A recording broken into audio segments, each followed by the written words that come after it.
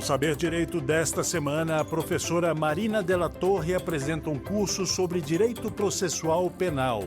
A abordagem vai esclarecer o universo das provas processuais penais. Da teoria geral, às provas em espécie. Veja agora a aula 4.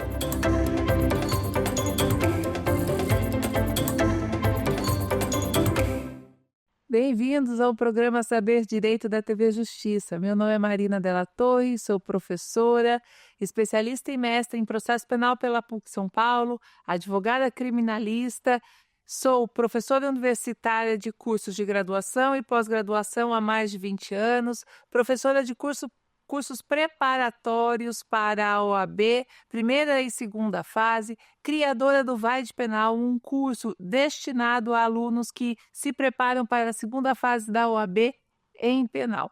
Aqui, nessa nossa aula de hoje, nós vamos falar das provas em espécie. Eu dividi as provas em espécie em duas aulas. Nesta aula aqui, nessa primeira aula, nós vamos falar da prova testemunhal, vamos falar da busca e apreensão, do interrogatório e da confissão.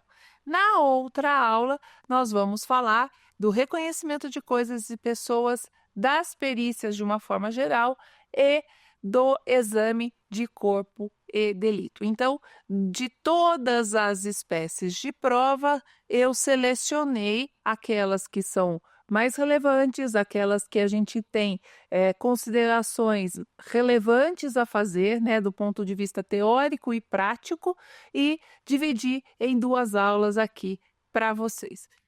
E a nossa primeira prova em espécie vai ser a prova testemunhal. Aqui vamos começar então, portanto, com o conceito de testemunha. Quem é a testemunha? Testemunha é todo homem estranho ao processo e equidistante das partes, chamado ao processo para falar sobre fatos perceptíveis a seus sentidos relativos ao objeto do litígio. É pessoa idônea, diferente das partes, chamado ao processo para falar sobre fatos perceptíveis a seus sentidos e relativos ao objeto do litígio.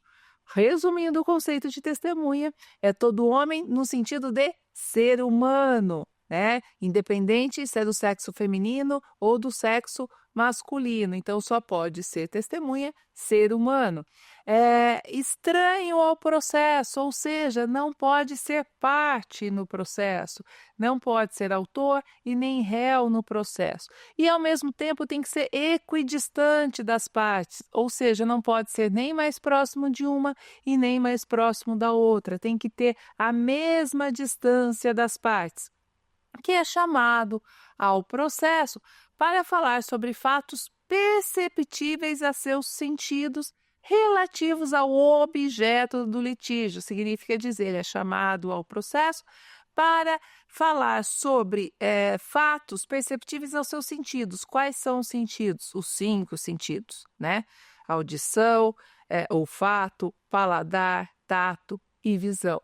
E relativos ao processo, ou seja, aquilo que tem relação com o fato, com o objeto do litígio, e nada o que ele acha, o que ele pensa, ou aquilo que não tem a relação efetiva com o que está sendo discutido dentro do processo penal. É uma pessoa idônea, diferente das partes, chamada ao processo para falar sobre fatos perceptíveis aos seus sentidos e relativos ao objeto desse litígio. Quem pode ser essa testemunha?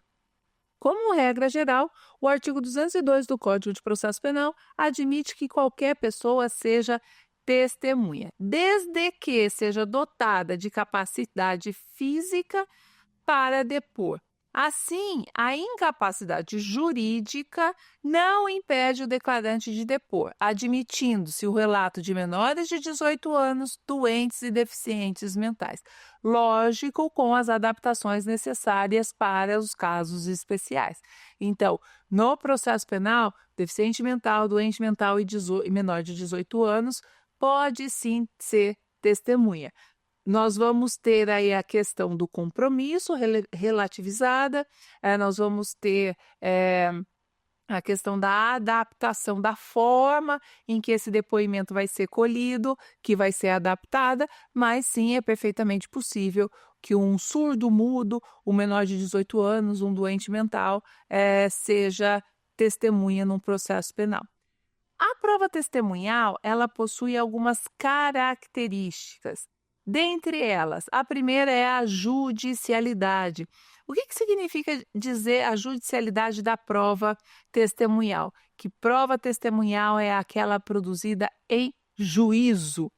Até se produz prova testemunhal na fase de inquérito policial. É possível? Sim, mas não com característica de contraditório e de ampla defesa, porque nós já comentamos em aulas anteriores que não se tem respeito ao contraditório e ampla defesa em fase de investigação penal, em fase de inquérito policial. Então, nós temos na fase de processo penal, essa judicialidade da prova testemunhal que garante o contraditório e a ampla defesa. Na fase de inquérito, a autoridade policial produz a prova testemunhal, ouve testemunhas, mas não dando à parte contrária, porque não se tem parte contrária na fase de inquérito policial, o direito ao contraditório e à ampla defesa. Porque na fase de inquérito, o suposto autor, o indiciado, é um objeto da investigação, ele não é um réu, ele não é um acusado. Então, não se tem ainda parte contrária, não se tem acusação formal, como se tem no processo penal. Por isso que essa judicialidade só existe na fase de processo penal.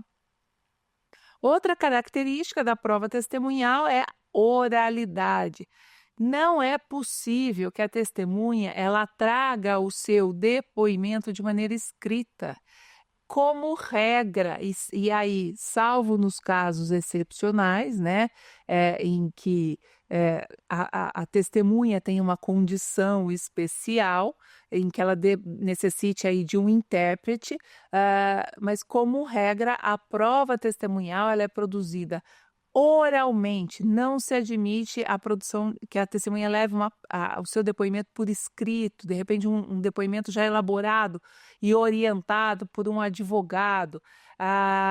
É necessário esse contato direto com o juiz, justamente para que o juiz possa perceber se a testemunha está mentindo, né? Uma das questões dos pontos que se é avaliado durante o depoimento da testemunha é o compromisso de dizer a verdade. Ela presta esse compromisso de dizer a verdade, que nós vamos falar aqui, lá previsto no artigo 203 do Código de Processo Penal, dizer a verdade sob pena do crime de falso testemunho. E é exatamente de forma oral que o juiz capta através do comportamento, através da fala, através da postura corporal, da linguagem corporal, se essa testemunha está mentindo ou não. Então, a oralidade é um traço característico da prova testemunhal. Objetividade, outra característica dessa prova testemunhal. A testemunha, ela presta depoimento, ela declara sobre aquilo que ela viu, ouviu, de maneira objetiva, sobre os fatos de maneira objetiva, através aquilo que ela captou através dos seus sentidos de maneira objetiva. Se ela sabe, ela fala o que ela sabe, se ela não sabe, ela para por ali e não fica fazendo especulações ou então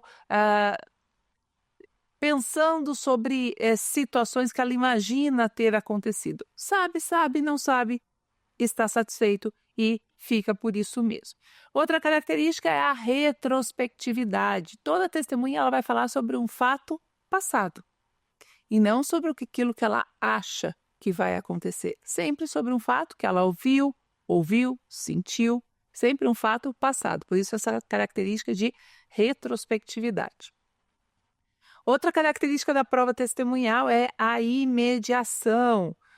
Então, ela tem esse contato imediato com o juiz, justamente, como eu já disse, para o juiz poder, através da linguagem corporal, identificar se essa testemunha está aí dizendo a verdade ou não, está mentindo ou não. Então, ela tem esse contato imediato com o juiz, dando ali a sua versão sobre os fatos, aquilo que ela viu, que ela sentiu, que ela captou através dos seus sentidos, e para que o juiz também, através do seu comportamento, possa identificar se ela está mentindo ou não. Individualidade. Toda testemunha presta o seu depoimento, dá o seu depoimento de maneira individualizada. O que isso quer dizer? Que ainda que se tenha outras testemunhas no caso concreto, umas não podem ouvir os depoimentos das outras. Quando uma está depondo, a outra não pode estar presente acompanhando aquele depoimento. Então, isso precisa ser preservado também. E se a testemunha não se sente à vontade em ser ouvida na presença do réu ou dos réus, ele pode ser retirado também da sala de audiência. Então, essa individualidade, que é esse contato individualizado direto com o juiz, e de forma que umas não ouçam os depoimentos das outras, deve ser preservado. Bom, como regra geral, nós temos que qualquer pessoa pode ser testemunha. Como regra geral, é isso que está no Código de Processo Penal. Toda pessoa pode ser testemunha. Excepcionalmente, o Código de Processo Penal traz para a gente duas situações. Aquelas pessoas que são dispensadas e as pessoas que são proibidas. Quem são as pessoas dispensadas? As pessoas dispensadas são aquelas previstas no artigo 206 do Código de Processo Penal. Dentre essas pessoas dispensadas estão aquelas que têm a relação de parentesco, né? Que são os chamados os desobrigados, que são aquelas que têm a relação de parentesco, o cônjuge, o ascendente, o descendente, o irmão e afins do acusado.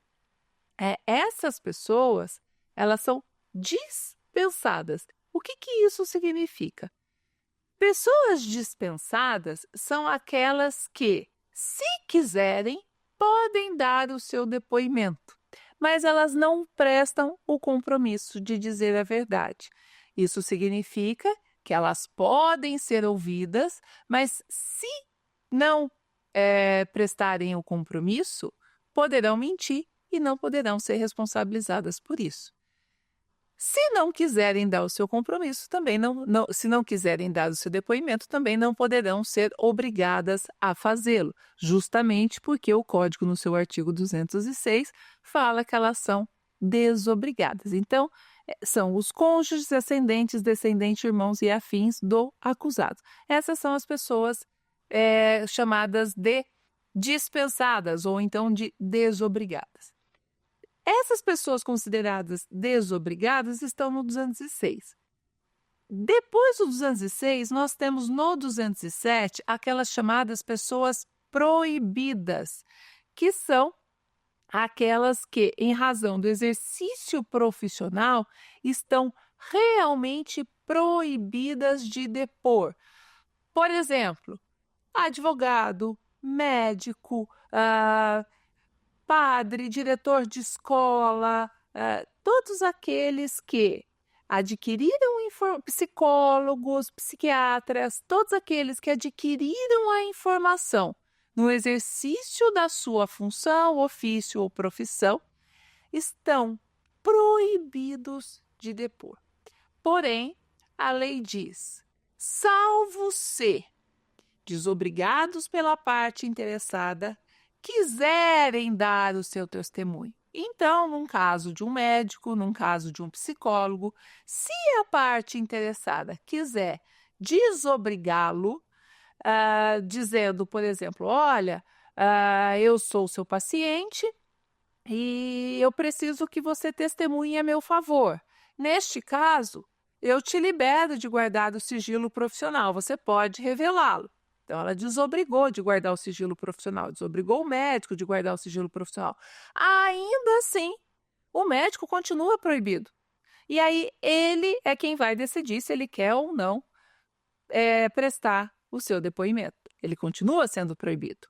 Então, o 207 diz isso. Essas pessoas do 207 são pessoas proibidas, não podem depor, salvo em razão do exercício da profissão, que é adquirir as informações do exercício da profissão, salvo se desobrigadas pela parte interessada, os clientes, pacientes, quiserem dar o seu testemunho, porque continuam proibidas e, se não quiserem, não precisam dar os seus testemunhos, ok? Então, essas são as duas pessoas, 206 desobrigadas, 207 as proibidas. Além dos 206, as desobrigadas, e do 207, as proibidas, nós temos as chamadas testemunhas informantes, né? Que são as informantes do juízo, que são aquelas testemunhas lá previstas no 209. O juiz, quando julgar necessário, ele poderá ouvir outras testemunhas, além daquelas indicadas pelas partes. Que são as do parágrafo 1º, 209. Se parecer conveniente aí o juiz, serão ouvidas as pessoas a que as testemunhas se referirem. Então, pode o juiz, portanto, se ele entender que uma das testemunhas ouvidas fez referência a outra pessoa, se ele quiser ouvir essa outra pessoa a quem a testemunha se referiu, é perfeitamente possível. Então, essas são chamadas de testemunhas do juízo. Essas pessoas não prestam compromisso, são consideradas aí como informantes.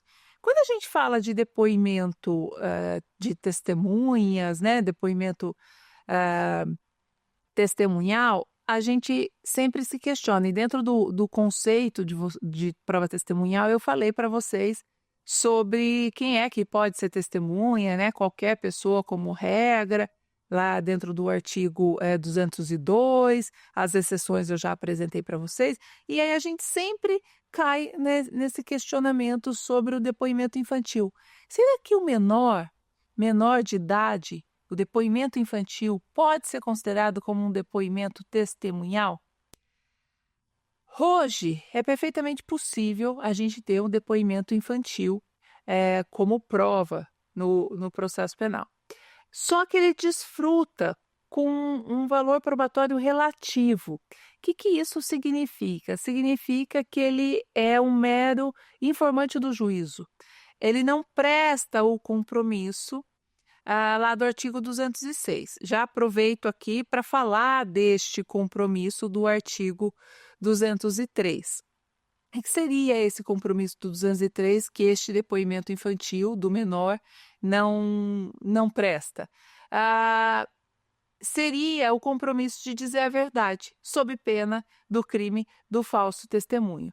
Então, o 203 falam que os menores de 14 anos não prestam este compromisso. Mas aí vem a dúvida, que eu vou deixar aqui para vocês. O código fala, o artigo 203, né, fala do compromisso, e o 208, que fala dos menores de 14 anos, não prestam compromisso. E os entre 14 e 18 anos? O 203 fala do compromisso. O 208 fala dos menores de 14 não prestam compromisso. E a gente sabe que a maioridade penal e civil é acima de 18 anos. E aqueles que estão entre 14 e 18 anos prestariam esse compromisso? Eu deixo essa pergunta aqui para vocês fazerem uma pesquisa a respeito disso. Infelizmente, não temos aqui tempo suficiente para aprofundarmos nessa discussão, mas fica aqui o questionamento para vocês pesquisarem a respeito. Então, estes menores de 18 anos podem dar seu depoimento, os menores de 14 também. A única coisa é que o Código de Processo Penal prevê que os menores de 14 anos não prestarão compromisso. Entre 14 e 18, eu vou deixar essa pesquisa aí para vocês, tá? Quando a gente fala de prova testemunhal, existe também a possibilidade da contradita. O que isso significa? Significa que eu posso impugnar a prova testemunhal.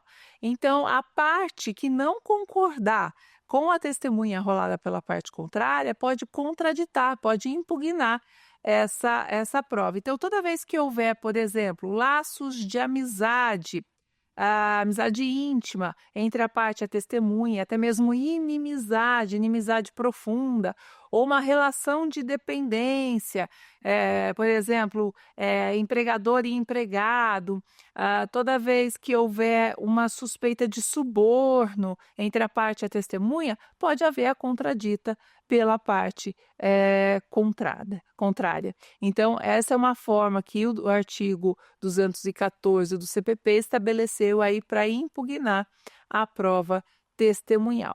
E aí, depois disso, o juiz, depois de produzida a prova testemunhal, é que vai valorar esta prova testemunhal, porque como já vimos em oportunidade anterior, numa aula anterior, não existe no processo penal uma tabelinha, um valor pré-fixado sobre as provas. Então, o juiz vai colher todos esses depoimentos e, ao final, ele vai valorar para saber qual deles o convenceu, em cima de qual deles ele formou aí a sua convicção, e depois de formada a convicção, ele vai fundamentar os motivos pelos quais ele chegou àquela conclusão. Vamos falar agora de uma segunda espécie de prova, da busca e apreensão. O que é a busca e apreensão?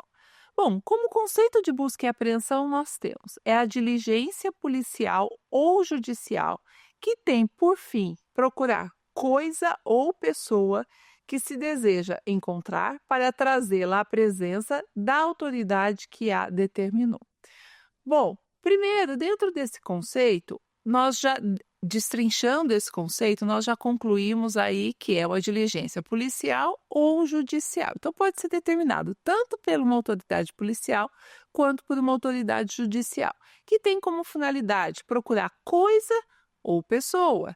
Então, a gente já tem aí duas modalidades de busca e apreensão. A busca e apreensão domiciliar e a busca e apreensão pessoal. Que se deseja encontrar para trazê-la à presença da autoridade que a determinou. Normalmente, a gente utiliza essa nomenclatura busca e apreensão, e tem-se a ideia de que elas necessariamente têm que ocorrer em conjunto, nem sempre. A espécie de prova tem esse nome, busca e apreensão, mas elas podem ocorrer perfeitamente de forma separada. Pode ocorrer somente a busca, pode ocorrer somente a apreensão. Por exemplo, se vai haver a apreensão de algo em local público, ela não precisa ser buscado, a coisa está ali disponível, faz-se só a apreensão. Se vai só buscar alguém, não há necessidade de apreender, vai só buscar alguém sem a necessidade de apreensão. Enfim, então não necessariamente as duas vão acontecer. Vão haver situações, né? Vão haver casos em que elas vão acontecer em conjunto, mas tem situações também que elas vão ocorrer de maneira separada. Qual é a natureza jurídica dessa busca e apreensão? É um meio de prova, só que tem essa natureza acautelatória, é uma medida de urgência, uma medida cautelar. Por que de urgência e cautelar? Porque a busca e apreensão, primeiro que ela é uma medida coercitiva, né? Ela é imposta justamente porque é determinada pelo juiz, cumprida pelo delegado, em que pese o juiz poder cumpri-la, e aí se o juiz for cumprir, não precisa de mandado, porque ele mesmo vai cumprir, mas se ele não for cumprir, ele dá essa autorização para que o delegado possa cumprir, mas é uma medida coercitiva, que é imposta, que ninguém pergunta se quem vai sofrer a busca e apreensão concorda com ela ou não. Então, é uma medida coercitiva destinada a impedir o perecimento de coisas ou pessoas, o perecimento, a destruição da prova, né? Que as provas sejam destruídas. Então, por isso que ela tem essa natureza acautelatória, de urgência, por isso que ela é considerada um meio de prova com essa característica de urgência.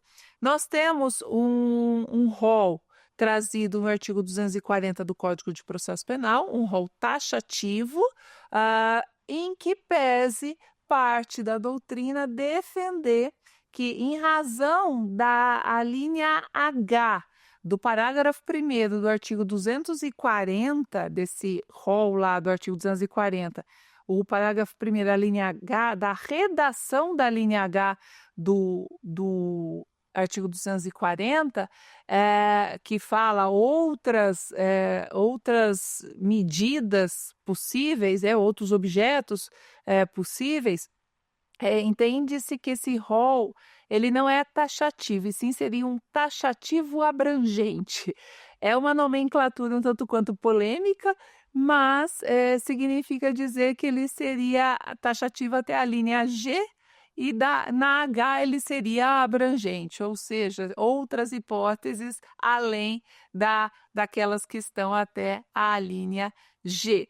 Bom, então inicialmente isso é sobre a busca e apreensão, mas um ponto muito importante que a gente tem para falar sobre busca e apreensão é a questão da busca e apreensão do documento em poder do defensor do acusado. O artigo 243, parágrafo 2º do CPP, fala que não é permitida a apreensão de documento em poder do defensor do acusado. Essa é a redação. Mas ele traz uma exceção, salvo quando constituir elemento do corpo de delito. O que isso significa dizer? Significa dizer que não pode ser feita busca e apreensão em documentos que estejam em poder do advogado do réu, a não ser que o que estiver em poder do advogado do réu seja um elemento de corpo de delito, seja o objeto do crime, justamente em respeito aí à inviolabilidade dos escritórios de advocacia. Porque viu-se durante muito tempo na prática a concessão de medidas de busca e apreensão, de ordens de busca e apreensão, para escritórios, para serem cumpridas em escritórios de advocacia de maneiras desenfreadas, né? De maneiras desarrazoadas e desproporcional, com uma pseudo-justificativa de que os acusados estavam guardando nos escritórios de advocacia documentos e objetos que poderiam comprovar ali a autoria e a materialidade dos crimes. E isso passou a ser muito frequente, e então, em alguns casos isso realmente se confirmou, mas o Código de Processo Penal trouxe essa redação no sentido de que, e o próprio Estatuto da Advocacia traz essa previsão, que a própria Constituição Federal, quando fala da inviolabilidade de domicílio, inclui aí como domicílio, o conceito de domicílio, os escritórios, né, de advocacia, consultórios médicos, enfim. Então, nós temos dentro dessa inviolabilidade, essa garantia constitucional da inviolabilidade, os escritórios de advocacia. Então, não é permitida, por essa redação do 243, parágrafo 2º, não é permitida a apreensão de documento em poder do defensor do acusado, a não ser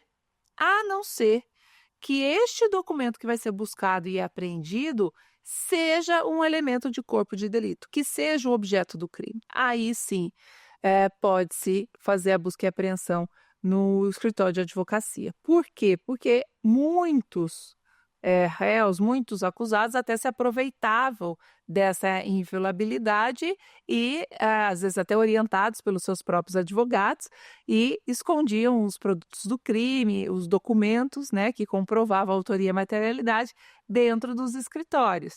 Então,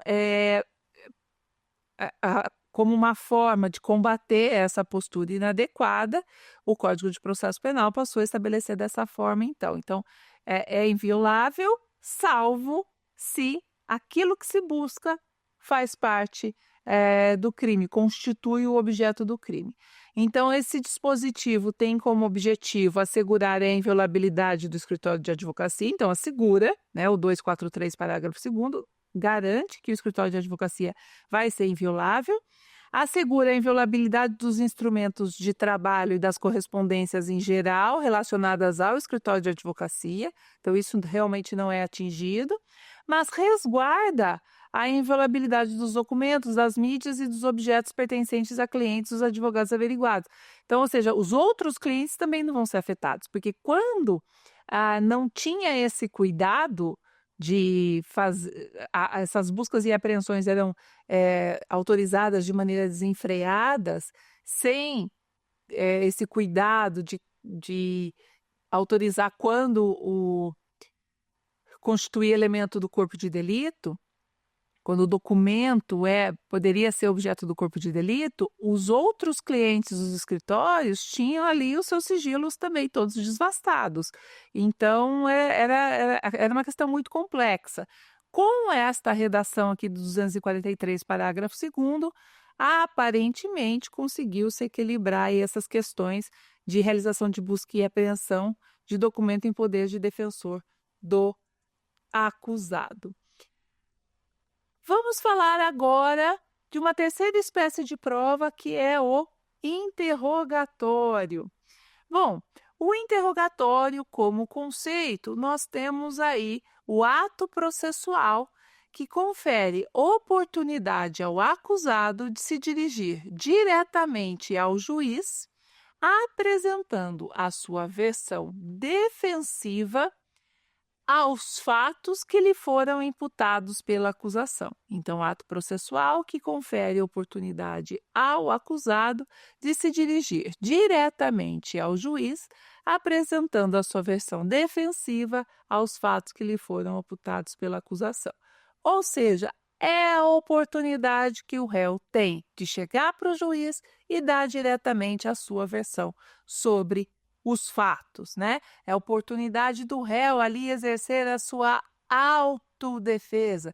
No processo penal, o réu tem dois tipos de defesa. Ele tem a autodefesa e a defesa técnica. A defesa técnica é aquela exercida por advogado. A autodefesa é aquela exercida por ele mesmo. E quando ele faz jus, quando ele executa, ele coloca em prática essa autodefesa? Por ocasião do interrogatório. Então, é este o momento em que lhe é dada a oportunidade de se dirigir diretamente ao juiz.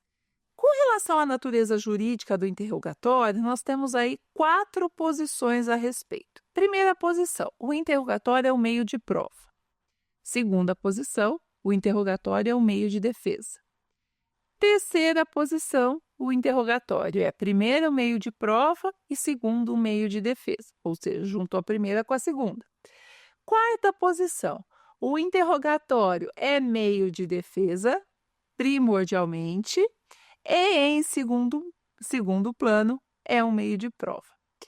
Na verdade, esta quarta posição é a posição predominante, em especial a defendida pelo doutrinador Guilherme de Souza Nucci. Por quê? Porque entende que, num primeiro momento, o interrogatório é a oportunidade do réu se defender. Por isso que é, num primeiro momento, um meio de defesa, tá? Então, primordialmente, é um meio de defesa. Num segundo momento, é um meio de prova. Por que também é um meio de prova? Porque, além de se defender, no interrogatório, o réu ele pode trazer outras provas, ele pode indicar outros autores, ele pode indicar testemunhas, ele pode indicar onde o objeto do crime está escondido, ele pode fornecer outras informações para elucidar os fatos, ou seja, então ele pode trazer ali outras informações, outros elementos de prova, mas num primeiro momento é uma oportunidade que é dada ao réu para ele se defender. Num segundo momento, é uma oportunidade para ele indicar outros meios de prova. Então, se ele indicar, por exemplo, onde a arma do crime está escondida, a partir dessa indicação determina-se a realização de uma busca e apreensão. E aí vira um meio de prova. entendeu? Então, é inicialmente essa oportunidade dele ter esse contato direto com o juiz. Num segundo momento, ele usa isso também para indicar outros meios de prova. O que questiona-se é se o réu, durante o interrogatório, ele pode mentir. Se ele permite o uso do direito ao silêncio e se esse direito ao silêncio é um direito ao silêncio seletivo. Ou seja, será que ele pode escolher ficar em silêncio em parte do interrogatório? Bom, o artigo 187 do Código de Processo Penal divide o interrogatório em duas partes, né? A gente tem o interrogatório de qualificação e o interrogatório de mérito. No tocante ao interrogatório de qualificação, o réu é obrigado a responder. Ele não pode fazer jus ao silêncio. E se ele mentir, ele pode até mentir, mas se ele mentir, ele vai ser responsabilizado criminalmente por isso. Já na segunda parte, que é o interrogatório de mérito, ele pode fazer jus ao direito constitucional do direito ao silêncio. Mas o direito ao silêncio seletivo ainda é discutível. O que seria esse direito ao silêncio seletivo? Seria a possibilidade do réu escolher quais perguntas responder e quais perguntas permanecer em silêncio. Seria a possibilidade, por exemplo, do réu responder somente as perguntas da defesa e não responder as perguntas da acusação, por ocasião do seu interrogatório.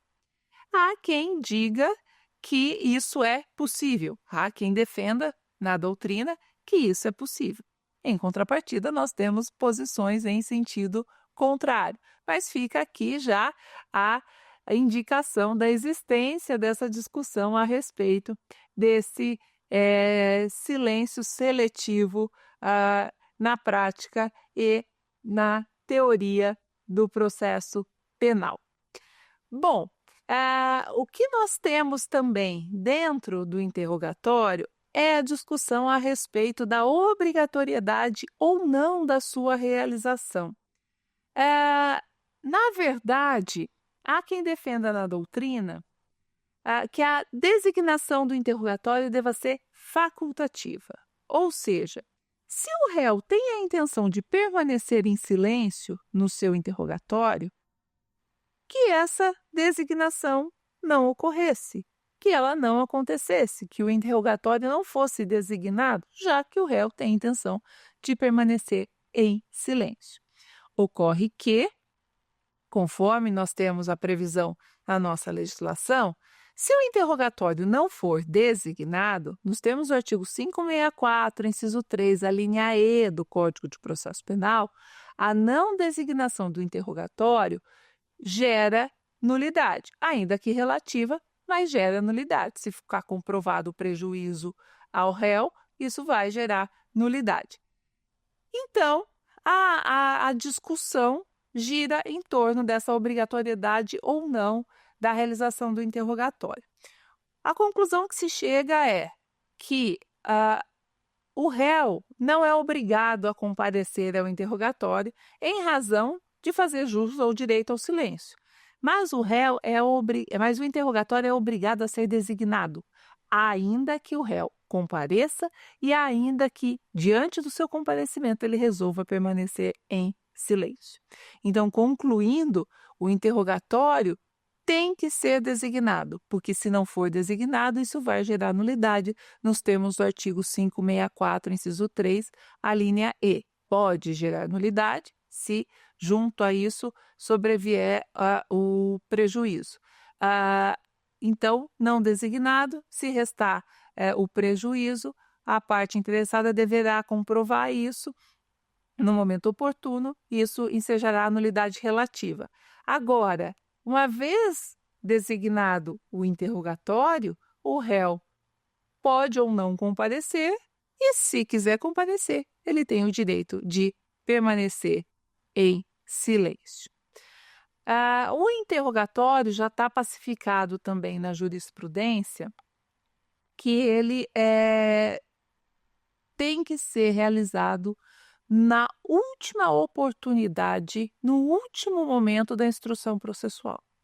Então, na instrução processual, começa com a oitiva da vítima, testemunha de acusação, defesa, oitiva dos peritos, acareação, reconhecimento de coisas e pessoas. Aí vem o interrogatório. O interrogatório é o último ato da instrução. Porque a ideia do interrogatório ser o último ato da instrução é dar uma maior oportunidade para o réu ter acesso a toda a acusação e exercer de uma forma muito mais plena, muito mais ampla aí a sua defesa e o contraditório. Então, já está pacificado aí na jurisprudência, tendo em vista também que o interrogatório tem essa natureza de defesa, que o réu deve ser ouvido somente no final da instrução, lá no final do processo. Ainda que a gente tenha alguns procedimentos, como é o caso da lei de drogas, que o interrogatório está designado como o primeiro ato da instrução, prevalece a regra do Código de Processo Penal, do rito ordinário e do rito sumário, que prevê que o interrogatório é o último ato da instrução. Temos também como regra o interrogatório por videoconferência, previsto lá no artigo 185, parágrafo 2º do CPP. Diferente do que muita gente pensa, o interrogatório, a regra é sim um interrogatório por videoconferência, mas o que era a regra acabou virando exceção. Por quê? O Código de Processo Penal estabeleceu que os atos instrutórios seriam realizados todos, como regra, num dia só.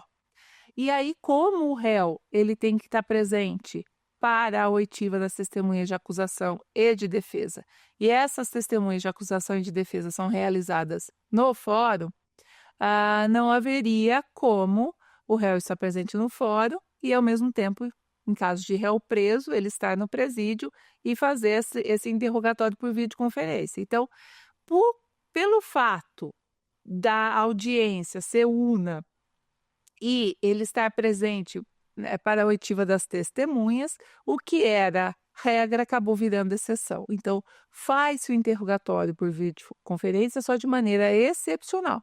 Mas se vocês forem ler o artigo 185, parágrafo 2º do CPP, vocês vão ver que o interrogatório por videoconferência, ele é regra, e o interrogatório presencial era para ser visto como uma exceção, mas na prática isso se inverteu.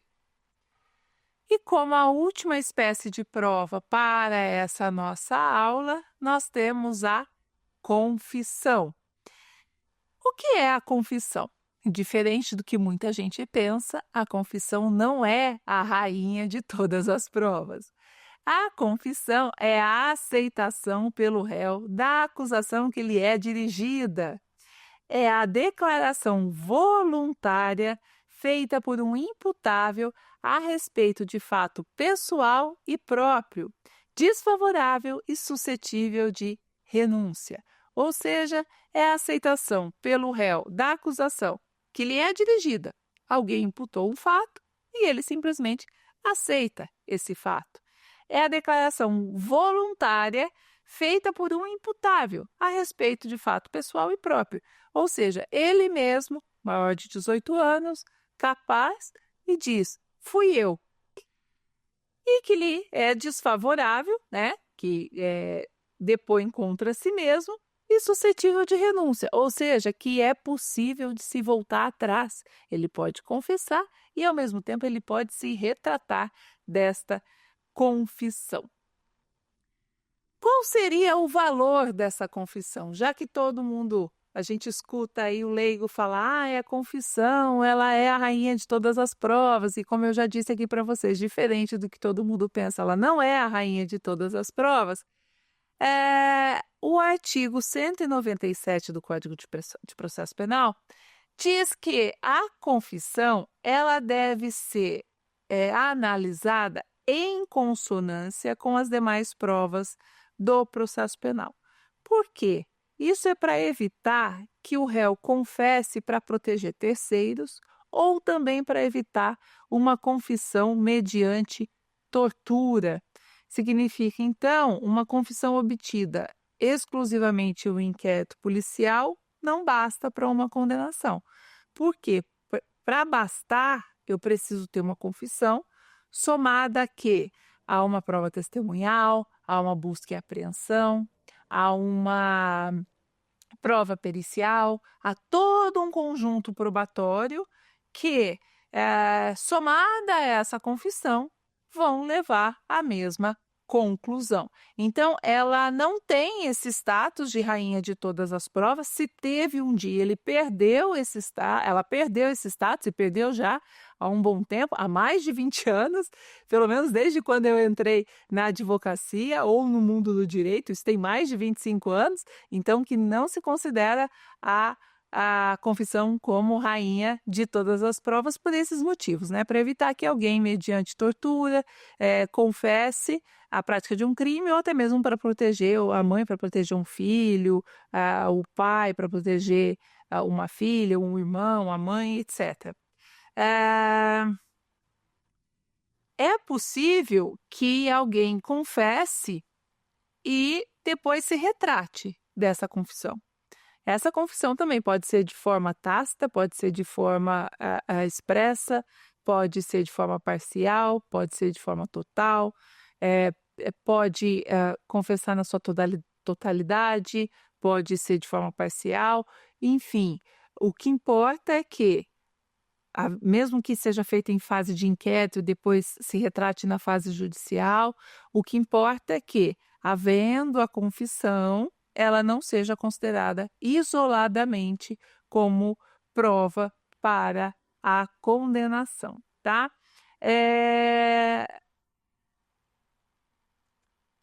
Então, em termos de confissão, é isso que nós temos que levar aqui em consideração.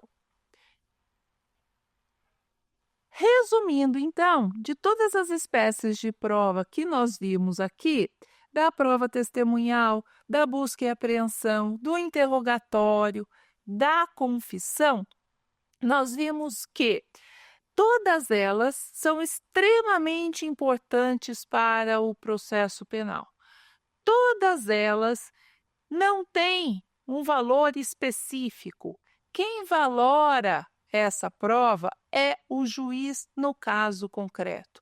Pode ter, dependendo da natureza da infração, pode ser que somente uma delas seja produzida, dependendo da natureza da infração, eu posso ter um conjunto dessas provas sendo produzidos. Mas o que importa é que, diante do caso concreto, o juiz é quem vai valorá-lo. Não tem, seja na confissão, seja na prova testemunhal, seja na busca e apreensão, esse pré-valor tarifado e um peso específico para uma ou para outra.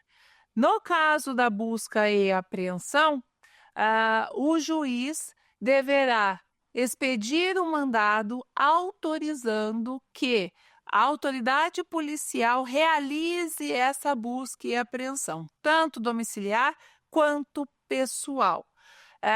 Nas duas modalidades, via de regra, exige-se a realização da busca e apreensão com o mandado. Na busca pessoal, excepcionalmente dispensa-se o mandado, mas via de regra há exigência para isso.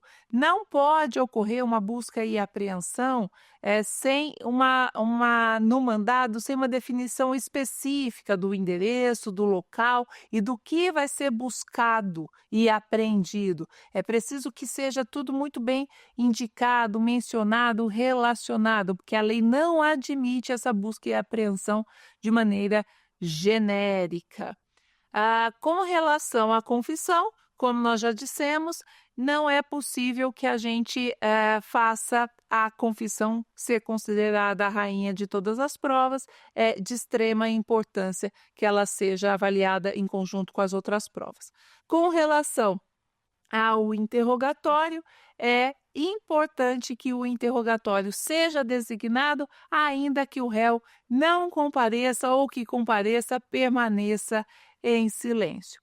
E, com relação à prova testemunhal, que as pessoas que prestarem o compromisso estão obrigadas a dizer a verdade sob pena de serem responsabilizadas do crime de falso testemunho, salvo aqueles casos das dispensadas e das proibidas.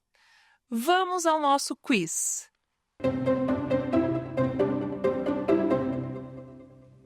A prova testemunhal no processo penal é caracterizada por: alternativa A, ser admitida somente quando corroborada por prova documental. Alternativa B, ser inadmissível se a testemunha não tiver presenciado os fatos. Alternativa C, consistir na declaração de terceiros sobre fatos relevantes para o processo. Alternativa D, ter valor absoluto independentemente da sua coerência ou veracidade. Resposta correta, alternativa C, consistir na declaração de terceiros sobre fatos relevantes para o processo.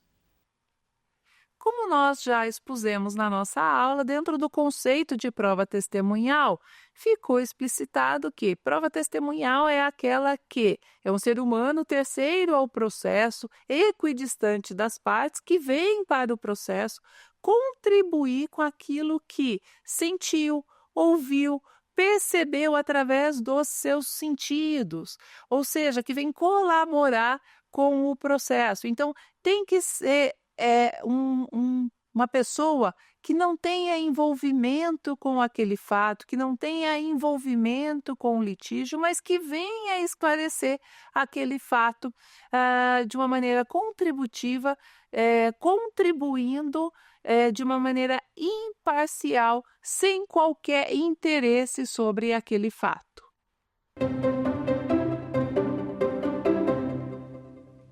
No processo penal, a confissão é: alternativa A, uma declaração feita pelo acusado que deve ser aceita sem possibilidade de contestação.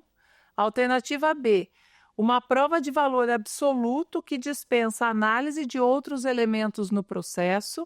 Alternativa C, a admissão de culpa pelo acusado, que pode ser total ou parcial e deve ser analisada em conjunto com outras provas. Alternativa D, uma declaração que só é válida se feita espontaneamente perante o juiz. Resposta correta, alternativa C, a admissão de culpa pelo acusado, que pode ser total ou parcial e deve ser analisada em conjunto com outras provas. Já falamos na nossa aula também, diante do conceito de confissão, que a confissão é a aceitação da acusação que lhe é imposta. E essa aceitação da acusação que lhe é imposta pode ser tanto total como parcial, pode ser feita tanto na fase de inquérito policial quanto na fase de judicial, na fase de ação penal. E pode o réu, uma vez na fase de inquérito policial, confessar e se retratar na fase de ação penal, ou vice-versa.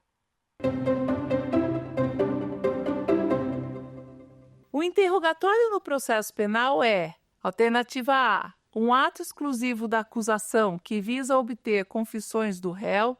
Alternativa B, o meio de defesa direta do réu, podendo ser usado para apresentar sua versão dos fatos. Alternativa C, um procedimento obrigatório no qual o réu deve necessariamente confessar seus atos.